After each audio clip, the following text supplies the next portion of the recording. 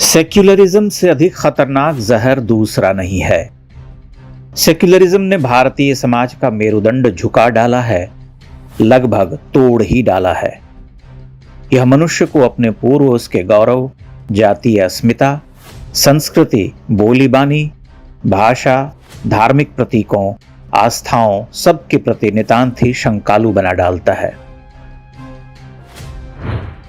सेक्युलरवाद की एक प्रतिगामी और सहज प्रवृत्ति यह है कि मनुष्य अपना ही महान साहित्य नहीं पढ़ता, अपनी ही धरोहरों पर दृष्टिपात नहीं करता, अपने शास्त्रीय संगीत को नहीं सुनता, बल्कि उसके अपमिश्रण से तैयार किसी उन्मादी तेज तेज झटके लगने वाले कर्कश संगीत को रूहानी कहकर उसी में धंसा रहता है। उसे भारत का हिंदू समाज घोर ब्राह्मणवादी, पतनोन्मुख, विभेदकारी, आदिकाल से जात पात का पोषक और अंधविश्वासी समाज दिखने लगता है। उसके लिए हर पंडित ठग होता है। वह इतिहास के बर्बरतम आक्रमणकारी युगों, अंधतम कालखंडों की भयावह यंत्रणाओं को अमीर खुसरो, निजामुद्दीन औलिया और गालिब मीर के नाम पर भुला देता है। न केवल भुला देता है, बल्कि आक्रांताओं के साम्राज्यवादी जिहादी अभियानों को एक आम मध्यकालीन वृत्ति मानकर बराबरी पर ले आता है। वह संस्कृत जैसी प्राचीन और महान भाषा को मृत पूजा पाठ की भाषा मानता है। वह प्राचीन भारतीय विराट चेतना को अत्यंत शंकाकुल होकर देखता है। ज्ञान, विज्ञान, दर्शन, गणित में भारत के कार्य को झूठ और बकवास मानता है। वह उर्दू ज़बान से अपने दिमाग की चाट पोंछ सफाई करवा डालता है। उसके लिए भारतीय इतिहास का बलिदान मानी नहीं रखता। उसके लिए हजारों स्त्रियों का आत्मदाह हास्य का विषय, अनावश्यक, संभवतः मनगढ़ंत इतिहास होता है। हजारों हजार मंदिरों का ध्वंस एक विस्मृत घटना होती है, संभवतः संघियों द्वारा प्रचारित असत्य भी। वह राम मंदिर निर्माण को क्षोभ से देखता है, देश के हिंदुओं को कोसता है, विकास के लिए इसे गैर जरूरी मानता है। सेक्युलरिज्म अर्थात पंथ निरपेक्षता, इस शब्द का अर्थ क्या है? क्या सोचकर इसे भारत के संविधान की प्रस्तावना में जोड़ा गया होगा? क्या सोचकर भारत जैसे धर्म आधारित राष्ट्र को सेक्युलर बनाने की जिद ठानी गई? सेक्युलरिज्म की शुरुआत यूरोप में तब हुई जब वहां के लोगों ने बाइबल और विज्ञान में विरोधाभास देखा।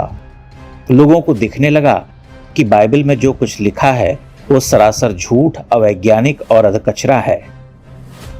सेक्युलरिज्म का विचार उस समय और बढ़ गया जब यूरोप में विज्ञान का तेजी से विकास हो रहा था, विशेष रूप से 17वीं और 20वीं शताब्दी के बीच। वही सेक्युलरिज्म भारत कैसे पहुंच गया? भारत में लोग विज्ञान में भी ईश्वर को ही देखते हैं। हिंदू धर्म ग्रंथों और विज्ञान में कोई विरोधाभास नहीं है। जो विरोधाभास हैं भी तो वे समय के साथ दूर हो जाते हैं। श्रीनिवास रामानुजन जैसे गणितज्ञ कहते थे कि संख्याओं में उन्हें ईश्वर दिखाई देते हैं। वे कहते थे कि गणित के कठिन सूत्र उन्हें स्वप्न में उनकी कुल देवी बताती हैं, जो कि इस तर्क से सत्य लगता है कि उन्हें गणित के सूत्र तो पता होते थे, लेकिन उन सूत्रों को कई बार वे सिद्ध नहीं कर पाते थे। रामानुजन से पहले आर्यभट्ट, भास्कराचार्य, वराह मिहिर, महर्षि सुश्रुत सभी उस कालखंड के आधुनिक विज्ञान के ज्ञाता होने के साथ साथ ईश्वर के भक्त भी थे। वे अपने ज्ञान में ही ईश्वर को पाते थे। उज्जैन के महाकालेश्वर मंदिर में महाकाल की शिवलिंग के ऊपर जिस पात्र में से पानी की बूंदें टपकती रहती हैं, वह वराह मिहिर द्वारा समय मापने के लिए बनाया गया था। यदि आप हिंदू हैं तो आपके लिए सेक्युलरिज्म का कोई अर्थ नहीं है। आपका धर्म और विज्ञान आपस में विरोधाभासी नहीं है। हिंदुओं को सेक्युलरिज्म नाम के इस दानव से दूर ही रहना चाहिए। जिस ज्ञान के बल पर हम सेक्युलरिज्म का बचाव करते हैं, वह ज्ञान भी हमें ईश्वर से ही प्राप्त होता है। सेक्युलरिज्म की तरह ही समाजवाद ने भारत की आर्थिक व्यवस्था की रीढ़ पर प्रहार किया है। स्वतंत्रता के बाद अधिकांश कष्टों का कारण कांग्रेस जनित समाजवाद ही था। पीवी नरसिंह राव को सदैव याद रखा जाना चाहिए कि उन्होंने समाजवाद रूपी बुराई का अंत किया, लेकिन ये जिन्न आज भी अलग अलग रूपों में सामने आने का प्रयास करता रहता है। तो इसका सबसे बड़ा कारण है समाजवाद शब्द को संविधान की प्रस्तावना में जोड़ देना। सेक्युलरिज्म और सोशलिज्म के सड़ांध भरे गंदले तालाब से बाहर निकलना परमावश्यक है। इस चक्कर में हमने एक राष्ट्र के रूप में पूरी एक सदी बर्बाद की है। यह आवश्यक है कि संविधान की प्रस्तावना से ये दोनों ही शब्द हटाए जाएं, ताकि संविधान की उस मूल भावना को बहाल किया जा सके जिसकी कल्पना स्वतंत्रता के बाद की गई थी।